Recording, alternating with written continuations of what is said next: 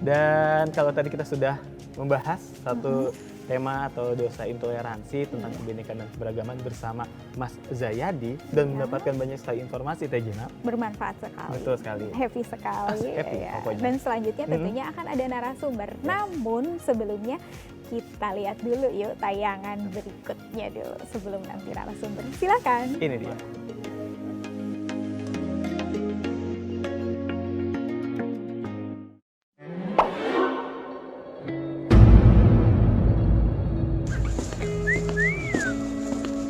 Adik cantik, mampir dulu sini.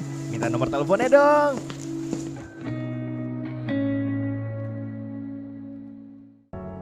Assalamualaikum, Nisa pulang Bu. Selamat siang Tante.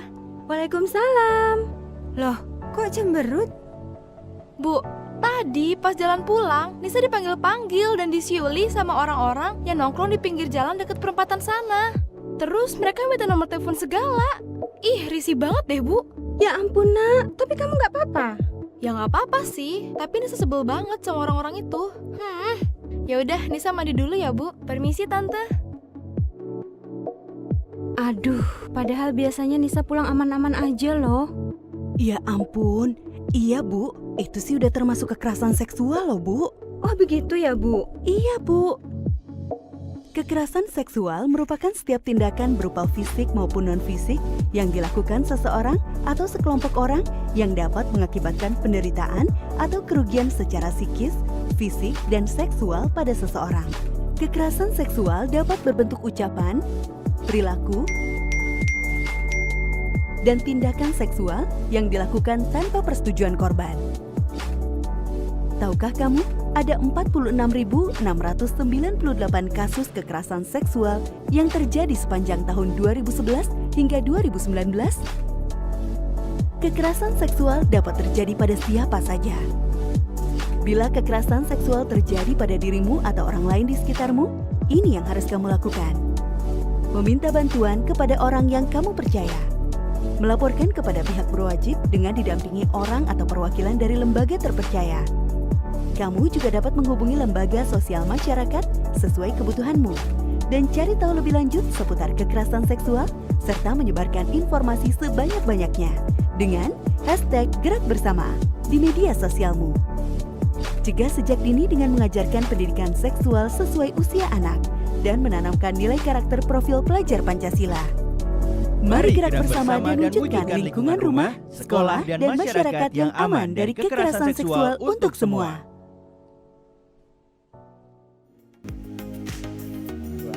Sudah kita lihat satu video lagi yang sudah menjelaskan dosa atau tema yang akan kita bahas berikutnya. Jadi sudah terlihat dari video bahwa kita akan membahas apa dan tentunya kan dengan siapa tapi belum dikasih tahu.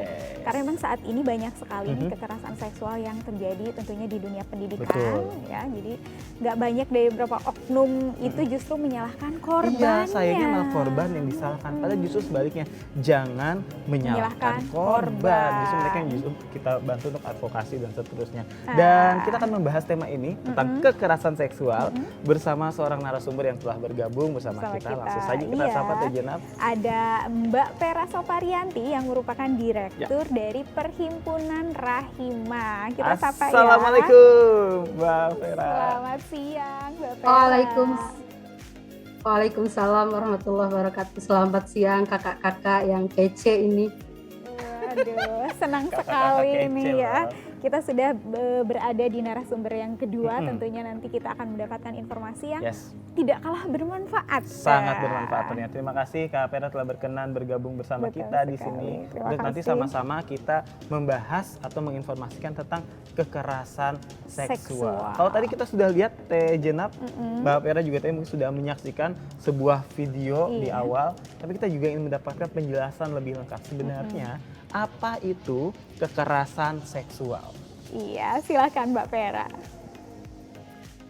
Baik, terima kasih banyak kakak-kakak host yang keren. Selamat siang teman-teman, sahabat, kakak-kakak dimanapun berada. Semoga kita semua senantiasa sehat. Nah, kekerasan seksual adalah setiap perbuatan yang merendahkan, menghina, melecehkan dan atau menyerang tubuh dan atau fungsi reproduksi seseorang karena ketimpangan relasi kuasa dan atau gender yang berakibat atau dapat berakibat penderitaan secara psikis dan atau secara fisik, termasuk yang mengganggu kesehatan reproduksi seseorang dan hilangnya kesempatan melaksanakan pendidikan tinggi dan aman dengan aman dan optimal. Saya mengadopsi definisi kekerasan seksual itu di pasal 1 Permendikbud nomor 30 tahun 2021. Nah, kekerasan seksual itu mencakup apa saja? Jadi kekerasan seksual itu mencakup kekerasan secara verbal atau non fisik, kekerasan fisik dan atau melalui teknologi informasi dan komunikasi. Nah, seperti apa bentuk-bentuk kekerasan seksual? Tadi kita sudah melihat di tayangan video yang pertama, salah satunya bentuk kekerasan seksual adalah menyampaikan ucapan yang memuat rayuan, lelucon dan atau siulan yang bernuansa seksual kepada korban. Jadi tadi di dalam contoh anak perempuan ya, Nisa yang digangguin, dimintain handphone gitu, nomor handphonenya, dan sekali lagi korban merasa tidak nyaman gitu ya. Korban merasa tidak nyaman, terancam dan terganggu gitu. Nah, lalu kemudian apa saja selain tadi bentuknya yang siulan kayak gitu, apa aja? Kemudian ada juga bentuk menatap korban dengan nuansa seksual dan atau tidak nyaman gitu, yang membuat korban itu tidak nyaman. Seperti kedip-kedip mata mungkin. Itu kan sering sekali itu dilakukan tanpa banyak orang menyadari bahwa itu adalah bagian dari kekerasan seksual.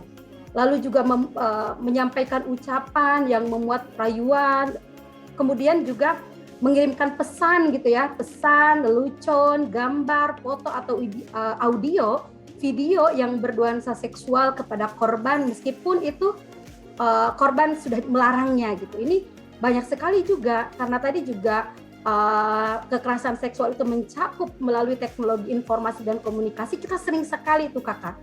Jadi kekerasan seksual yang bernuansa itu ya, berbasis media gitu, terutama misalnya di media berbasis teknologi informasi di media sosial dan lain sebagainya.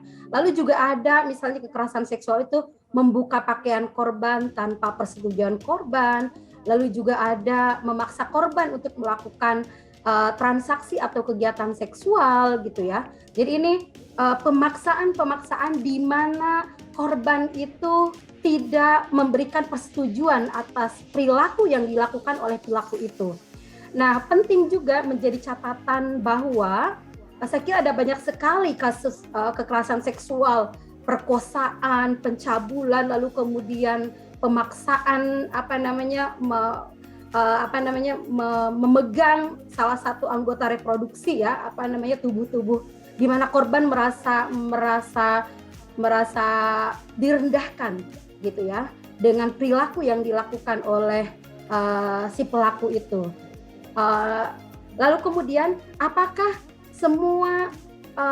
persetujuan korban? Tadi kita sudah mengatakan bahwa kekerasan seksual itu di mana korban tidak bersetuju gitu terkait dengan apa yang dilakukan oleh pelaku.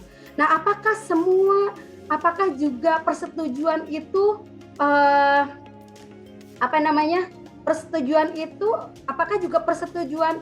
dianggap tidak sah dalam beberapa keadaan.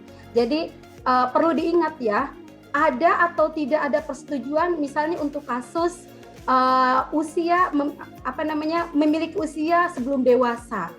Ini sesuai dengan ketentuan peraturan perundang-undangan. Jadi anak kecil yang dia diajak untuk melakukan hubungan seksual, lalu kemudian dia mungkin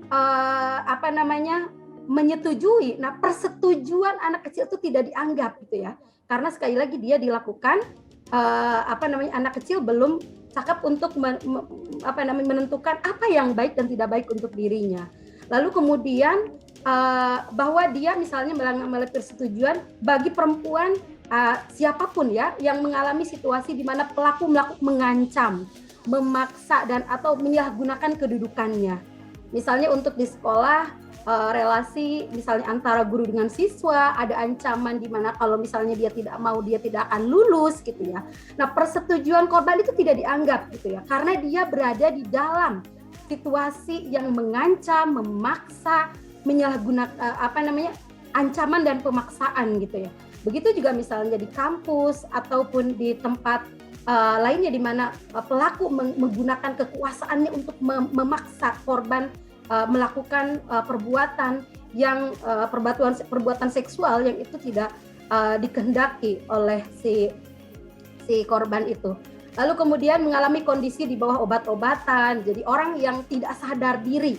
Ya, ketika dia misalnya diperkosa itu juga concern-nya dia itu tidak dianggap gitu ya. Karena dia dalam situasi yang tidak sadar gitu ya. Jadi ada beberapa hal yang di mana kekerasan seksual ini di mana concern atau persetujuan si korban itu tidak dianggap ketika dalam situasi-situasi yang tadi saya sampaikan.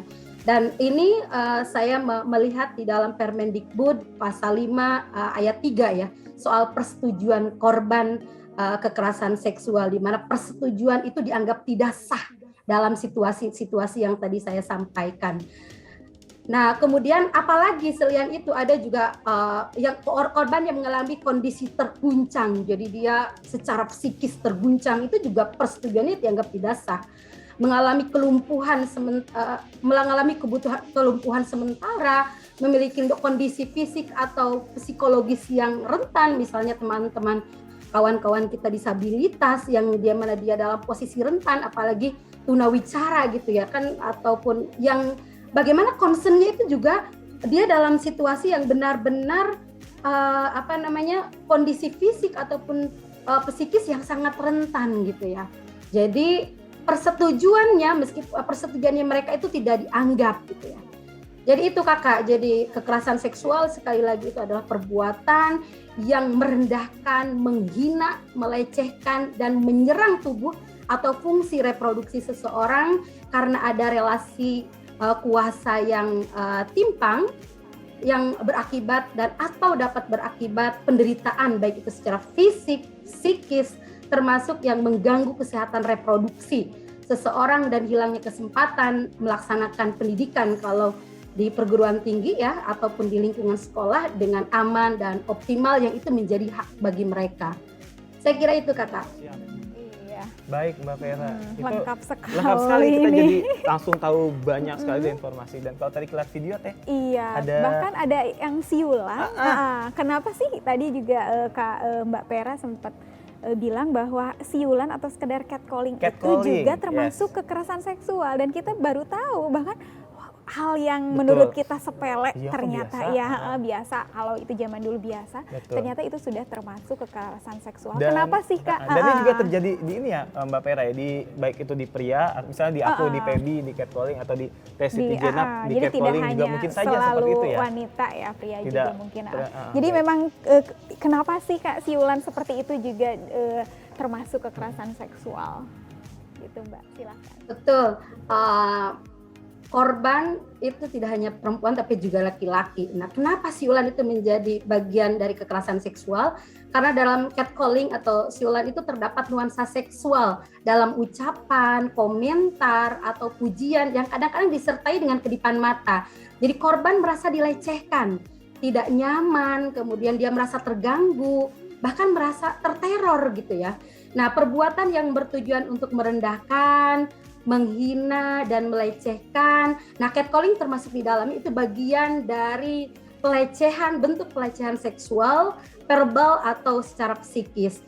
Jadi catcalling atau siulan itu bentuk pelecehan seksual yang sering dijumpai di ruang publik, biasanya di jalan ataupun di fasilitas umum. Nah, kenapa catcalling itu bisa terjadi? Itu karena adanya pengaruh relasi kuasa pada pelaku catcalling. Pelaku merasa bahwa pelaku merasa dia berada pada posisi superior sehingga dia berhak melakukannya tanpa mempertimbangkan perasaan orang lain gitu ya. Sekali lagi ada relasi kuasa yang dia merasa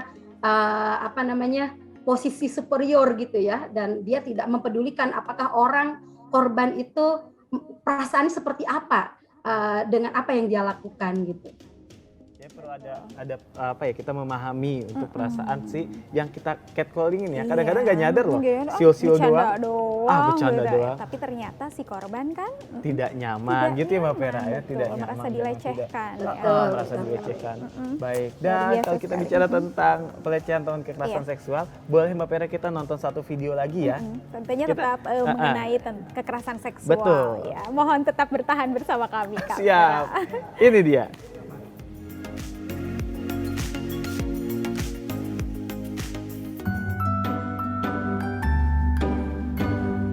Woi, angkat kakinya.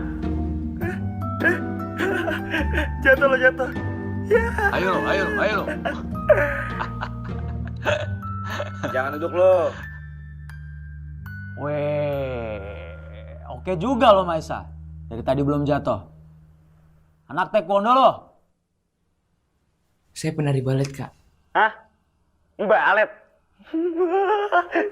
Seriusan lo? Maisa, salah masuk sekolah lo.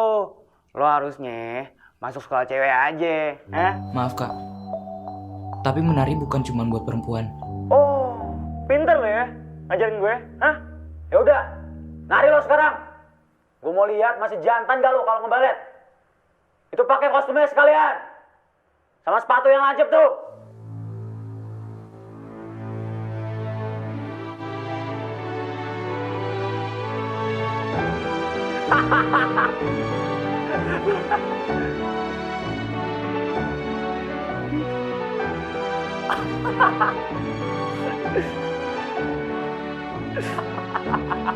Cepet muternya, cepet apa? Nah gitu, kena kayak gangsing.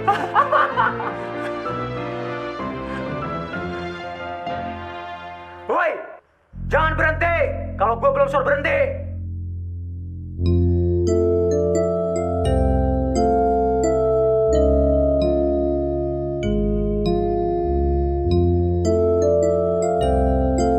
Cepetan pakai lipstick.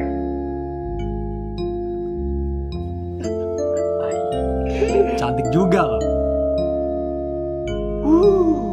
Marah banget nih.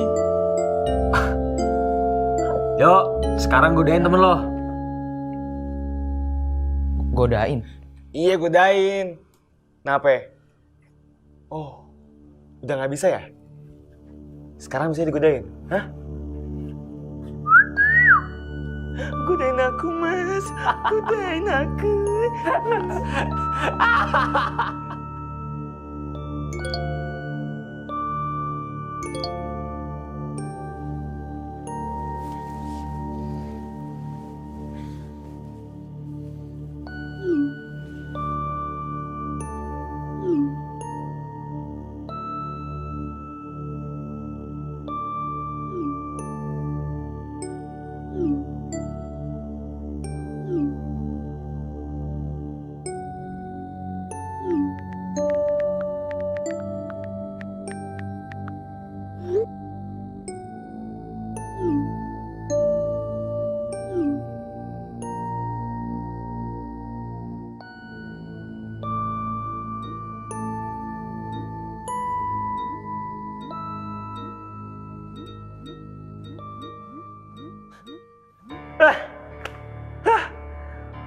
Wah, parah.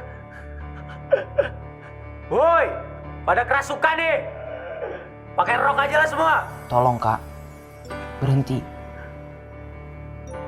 Atau kami lapor ke pihak sekolah. Apaan deh? Makin absurd sih. Kak, kalau kakak ngelecehin Maisa, berarti kakak udah ngelecehin kita semua dong. Minta maaf, atau kami bongkar semuanya. Jangan lupa, pesan-pesan kalian juga ada di sini. Minta maaf, minta maaf, minta maaf, minta maaf, minta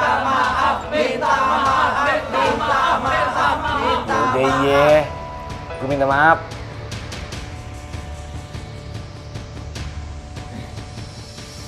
Iya. Saya minta maaf.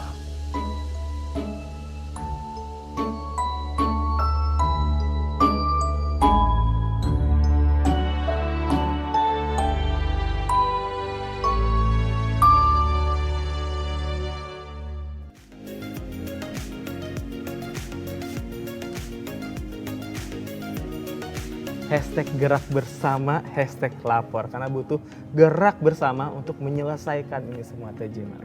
Kita larut loh ini dalam video tadi. Bagus ya videonya ya. Tapi terharu dan juga agak emosi sebetulnya, Iya, menguras betul. emosional. Gemes ya? Gemes gitu.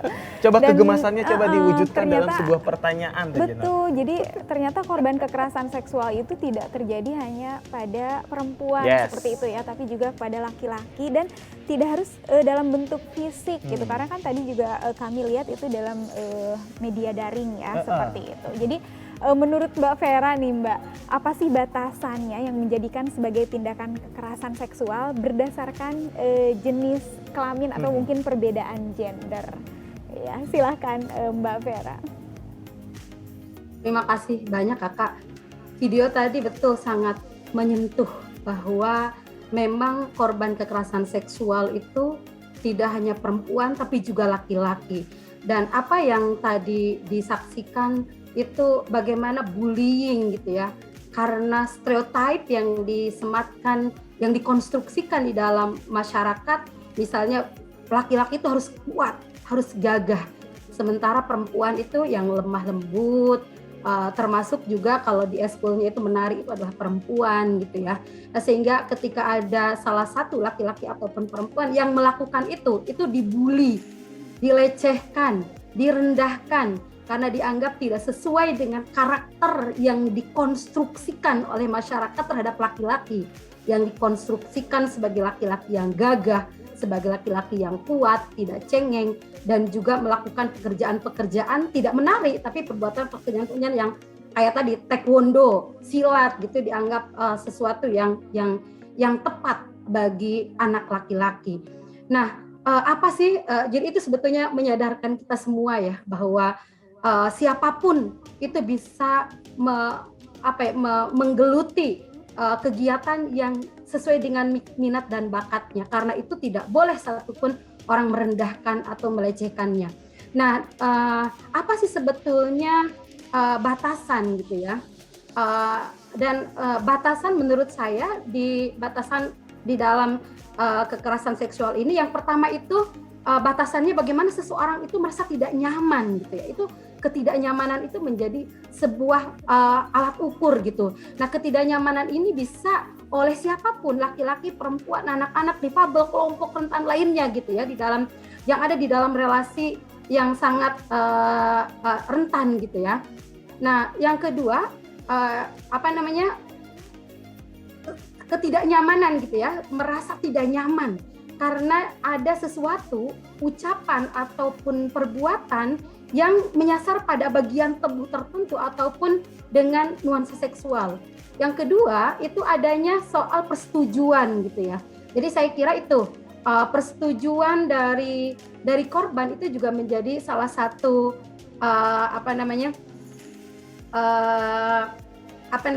salah satu tolak ukur gitu. Bagaimana si korban merasa tidak nyaman, merasa direndahkan dan lain sebagainya. Tetapi sekali lagi bahwa persetujuan ini juga bisa gugur ya, seperti yang tadi saya sampaikan, untuk korban-korban tertentu di dalam situasi-situasi tertentu. Jadi persetujuan ini dianggap tidak sah gitu untuk beberapa situasi yang tadi sudah saya sampaikan, seperti untuk usia anak, di mana korban itu usia anak, lalu juga yang mengalami situasi di mana pelaku melakukan ancaman, memaksa, menyalahgunakan kedudukannya, lalu kemudian yang ketiga mengalami kondisi di bawah pengaruh obat-obatan yang dia tidak sadarkan diri gitu ya, lalu kemudian sakit atau dia tertidur, memiliki kondisi fisik atau psikis yang rentan, mengalami kelumpuhan atau mengalami kondisi terguncang secara kejiwaan gitu. Jadi sekali lagi batasannya tadi itu soal bagaimana dia merasa tidak nyaman gitu ya. Yang kedua juga soal adanya persetujuan. Yang ketiga bahwa persetujuan itu juga dibatasi gitu ya, terutama tidak dibenarkan dalam situasi kondisi yang tadi sudah saya sampaikan gitu kakak. Saya kira itu. Jadi siapapun juga, laki-laki, perempuan, anak-anak di bubble, terutama kelompok yang rentan baik secara ekonomi, pengetahuan, lemah secara fisik, mereka itu lebih rentan seperti di video tadi ya, di mana Mahesa itu mengalami pelecehan dan dia ada banyak sekali bentuk-bentuk di sana, mulai dari bullying, lalu kemudian menyebarkan foto-fotonya dia tanpa persetujuan gitu ya, yang dilakukan oleh kakak kelasnya, di mana ada relasi kuasa yang si pelaku itu merasa punya kuasa untuk memperlakukan apa saja terhadap korban gitu ya, tanpa memandang apakah si korban itu nyaman, setuju atau tidak dengan apa yang dia lakukan. Saya kira itu kakak. Dan itu memang sangat mengena ya, bahwa itu akhirnya terjadi juga kekerasan seksual dan tidak melulu dalam bentuk fisik. Kalau akhirnya udah kejadian nih Mbak Pera, apa yang kita harus lakukan? Misalnya menimpa kita atau lingkungan sekitar kita harus ngapain?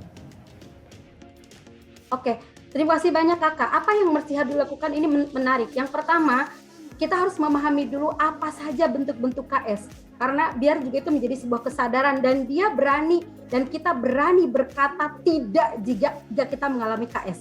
Seperti yang tadi Mahesa katakan ya, bahwa menyampaikan kepada kakak kelasnya bahwa apa yang dia lakukan, kakak kelasnya lakukan itu tidak benar gitu dengan lalu kemudian juga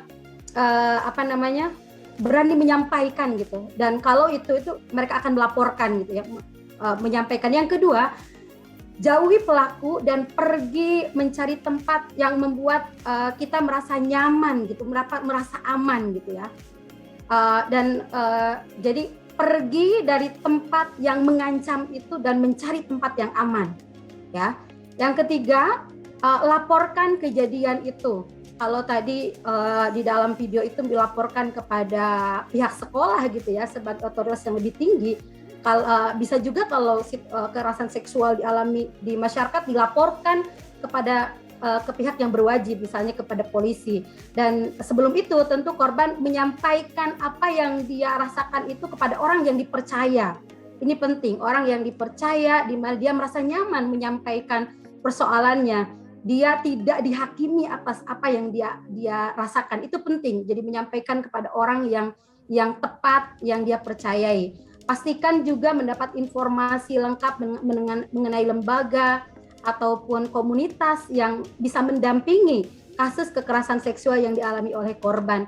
Dan sekali lagi bagaimana kita bisa berbagi gitu ya, apa yang mungkin saya kira menarik ya. Ketika kita mengalami, lalu kemudian ketika kita misalnya punya strategi yang bagaimana proses itu, kayak tadi Mahesa gitu ya, itu penting juga bagaimana diceritakan gitu ya, sehingga orang yang mengalami kekerasan seperti Mahesa dia bisa speak up. Dan yang paling penting juga bagaimana membangun support system. Tadi kita lihat bahwa Mahesa itu juga didukung oleh teman-temannya yang mendukung yang menyatakan bahwa apa yang dilakukan oleh Mahesa juga bisa menimpa kepada kami semua gitu. Sehingga itu menjadi daya dorong untuk pelaku mengakui dan meminta maaf atas perlakuannya. Saya kira itu kakak. Baik, ya berarti tadi yang disampaikan Ibu berarti adalah kita bareng-bareng atau gerak bersama gitu ya, dan juga jangan takut untuk melapor ya Mbak. Iya, betul. Jadi betul, supaya juga pelaku tidak ada korban selanjutnya, seperti itu ya Mbak ya. Jadi kalau merasa dibiarkan ya berarti tidak apa-apa, tapi berani untuk melapor ya. Dan kita mau lihat satu video lagi. Iya. Kita lihat satu video lagi nih menarik sekali. Izin. Pastinya tetap tentang kekerasan seksual, dan izin Mbak Pera jangan dulu beranjak, tetap bersama kami ya. Kita lihat, ini dia. Ini dia.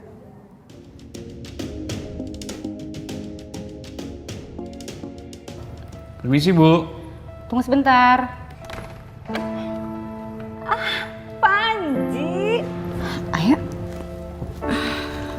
Ada apa, Panji? Saya mau bimbingan, Bu. Gampang, kalau itu bisa diatur.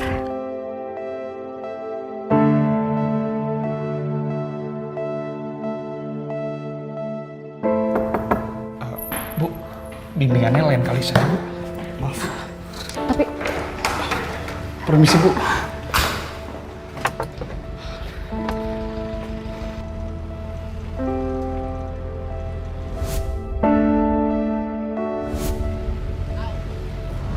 Misi, Bang. Ya. Mau tanya, kalau kerambutan tuh di sini lewatin nggak ya? Ya. Makasih ya, Bang. Ya.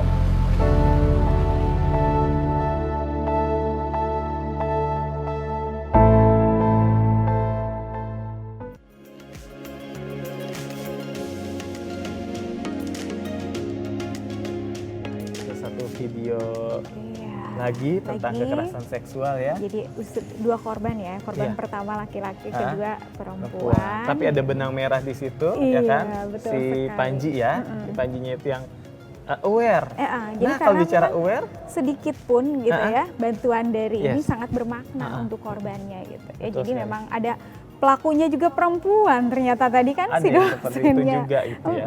Jadi dari perempuan ke laki-laki itu juga kekerasan seksual. Bisa saja terjadi. Tapi ini juga. tadi ada si Panjinya Ah, itu karena dia teringat tidak enak menjadi korban, maka dia berusaha membantu tadi kekerasan Iya. seksual yang terjadi di bis seperti itu Betul. ya. Nah, kalau bicara tentang awareness gitu ya, atau kepedulian lah kita bisa bilang. Iya. Itu yang kita lakukan apakah seperti itu Mbak Vera, atau justru ada hal lain juga yang untuk meningkatkan awareness kita terhadap kekerasan seksual yang terjadi? Iya. Seperti apa sih nih meningkatkan kepedulian apalagi di lingkungan itu Iya. ya. Mungkin juga bisa sekaligus sebagai closing statement untuk kita semua Betul Mbak Vera, sekali. juga mengajak kita nih untuk gerak bersama. Motivasinya nih Iya. ya untuk menghentikan kekerasan seksual. Silakan, Mbak. Kami persilahkan Mbak Vera. Terima kasih. Ya, betul. Membangun kesadaran bersama itu penting sekali terkait dengan kekerasan seksual gitu ya. Karena kadang-kadang kekerasan seksual itu tidak tanpa disadari gitu. Kayak tadi pelecehan, siulin itu kan udah hal yang sangat lumrah gitu.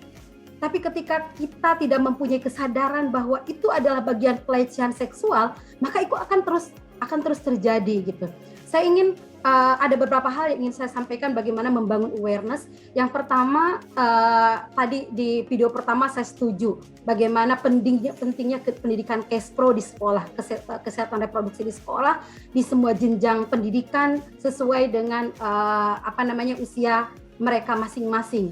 Kenapa? Karena itu penting karena biar semua siswa, semua anak-anak itu terlindungi, mereka mengenal, mereka tahu terkait dengan perubahan hormon yang ada di dalam dirinya dan apa saja yang perlu dilindungi di dalam tubuh. Terutama kita melihat ya banyak sekali kasus-kasus kekerasan seksual yang itu korbannya itu anak-anak SD, anak-anak TK. Itu pendidikan KESPRO kekerasan soal seksualitas, soal kekerasan seksual itu penting gitu ya disampaikan kepada semua anak-anak sekolah di berbagai jenjang pendidikan. Lalu kemudian yang kedua di lingkungan sekolah saya ingin bercerita menyampaikan terkait dengan bagaimana sekolah menjadi sekolah kampus yang ramah gitu ya, yang aman dari kekerasan seksual. Ada beberapa hal bagaimana sekolah membangun awareness itu. Yang pertama sekolah memberikan penyadaran melalui berbagai perangkat, misalnya melalui kurikulum, lalu kemudian sarana dan prasarana,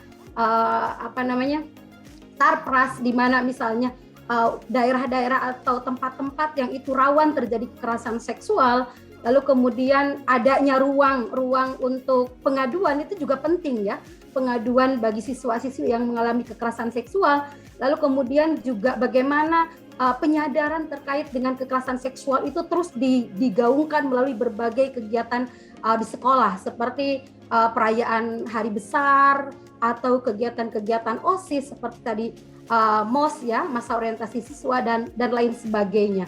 Nah, kami di sekolah kami juga melakukan